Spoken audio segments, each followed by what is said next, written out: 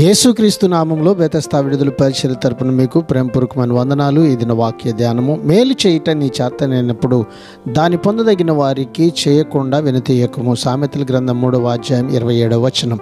నిజమైన జ్ఞానం మనం నీతి న్యాయాలతోనూ జాలి గుండెతోనూ ఈ లోకంలో బ్రతికేలా తోడ్పడుతుంది. యాకోబు పత్రిక 4వ అధ్యాయం 17వ వచనంలో ఈ రీతిగా రాయబడి ఉంది. కాబట్టి మేలైనది చేయనెరిగి అలాగు చేయని వానికి పాపము కలుగును. తెలియక ఈ విధంగా వారు ప్రవర్తించి ఉండవచ్చు. అయితే ఇప్పుడు సరిగా ప్రవర్తించే విధానం వారికి తెలుసు.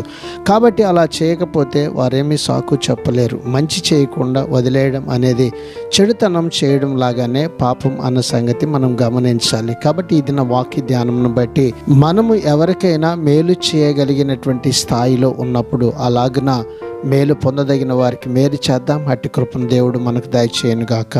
ఆమేన్. ప్రార్థన. మహాపరిశుద్ధుడా, మహోన్నతుడా, జీవాధిపతి, మా మంచి యేసయ్య, నీ మహాకృపను బట్టి ప్రేమించి మరొక నూతన దినాన్ని మాకు ఇచ్చినందుకు నీకు వందనాలు, స్తోత్రాలు చెల్లిస్తూ మేలు చేయుట యందు మేము విసుకక ప్రభువా చేయదగినంత వరకు ఇతరులకు మేలు చేయనట్లుగా మమ్మల్ని అయ్యా మీరు జ్ఞాపకం చేసుకొని బలపరచమని యేసు పరిశుద్ధ నామమును బట్టి ప్రార్థించి అడిగి వేడుకుంటున్నాము తండ్రి. ఆమేన్.